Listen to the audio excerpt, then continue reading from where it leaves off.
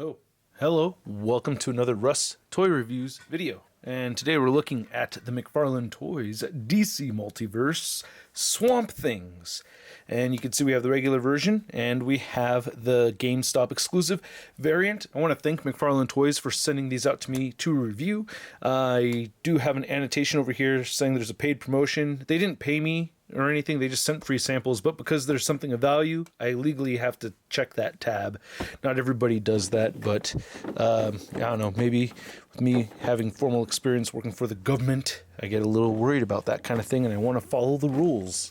Anyway, on the back, you can see we get nice looking product shots over there. I do already have a good Swamp Thing figure, but I don't know, this may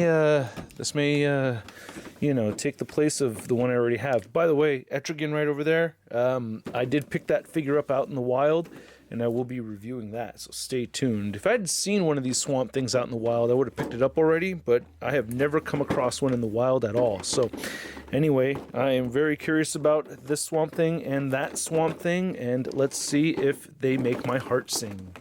So here's both Swamp Things out of the box, and they both look pretty good. Unfortunately, this one right here, the regular version, showed up defective. I'll get into more of that in just a moment. But yeah, you can see that they each come with their own trading card, and both of them looking very good. I do like the images that they have here.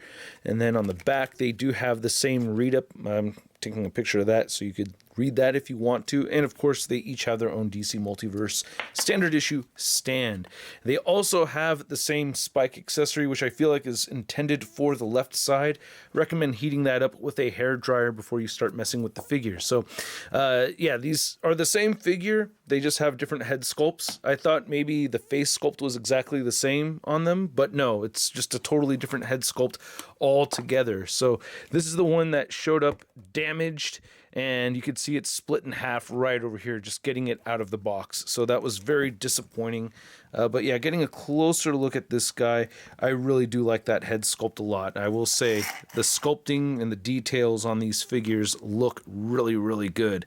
I have super glued this together, but I don't think it's done yet. You know, it's still drying. You can see on these joints right here for the shoulder, they did add some texturing, so we didn't just get a flat, you know, random flat piece of plastic, which I appreciate. You can see some browns on it. It looks like a brown wash over the green. I like how we have some vines and stuff and branches just kind of coming out all over the place. It's a fairly spiky figure. Like, the hands are very sharp, so you do want to be careful with those.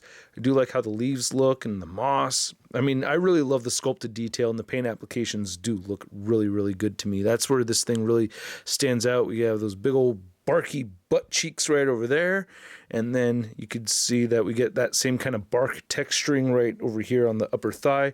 Maybe a little bit more brown paint there, but you could see that the figure has a lot of brown paint mixed in and out of it. Looks like some kind of fungus stuff or something right here. I don't know what that is, but hey, I like having the more details and everything, and you can see the feet right here kind of resemble vines and stuff, you know, branches, and you get peg holes at the bottom of the feet. So looks pretty good, man. I do like how it came out, and I can get them to stand without using the DC Multiverse space, which makes me happy, you know. It's cool that I don't have to do that. And then looking at the other one over here, you could see that, yeah, different head sculpt, and I think I prefer this one out of the two. There's just more going on here. It just looks cooler to me. Yeah, man, it looks sick. And again, fairly similar paint applications all the way through on this version as well. It's the same figure. Of course, you're going to see subtle differences. I feel like this one has a little bit more green paint on it than the other one, right? You can see that yourself, can't you? You have eyes, don't you? Don't you? So rude. You have eyes. Can't you see it still?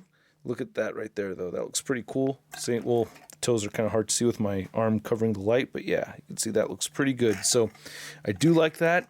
To go over the articulation, it's okay. Again, you want to heat up the figure a little bit. It was really stiff swapping this piece out right over here, so it is a bulky, large figure. You can turn the head side to side. Getting him to move his head up is a little bit tricky, but you can see he'll look up. You have a little spike right here on the right side of the chin that will dig into your finger, and you get head pivoting right there. We have the butterfly joints where it shifts forward and back a little bit, and it shifts up and down the slightest bit. You can move the shoulders outward very far. I'll just move a little bit farther away from the camera. Sorry about that. And you can move the shoulders all the way in. Ooh, I like how on the shoulder you can see a lot more textured detail, which I didn't notice before. You have these shoulder pads right here covering that. Rotate a full 360 over there, and there is a bicep swivel in there. If I could reach it and turn it, there it goes. So very, very tricky to get to. You want to make sure that you're not trying to move it while keeping this stationary because it's attached to the bicep. And then you can see a single jointed elbow, and then no rotation there. Oh yeah, it does rotate it at the elbow as well. And then you get rotation and hinge at the wrists. The diaphragm joint's tricky, and I'm kind of scared to move this around, but it seems fine. It was just the other one was very defective. But yeah, it rotates very well at the diaphragm, and it pivots very well. Crunching, again, weak sauce on these. I really wish we got crunching. We have more crunching on the waist joint right there. And I guess if I tried harder, I could get the waist to turn just a little bit side to side. There it goes. Yeah, so it wants to click around. So good waist articulation and waist pivoting.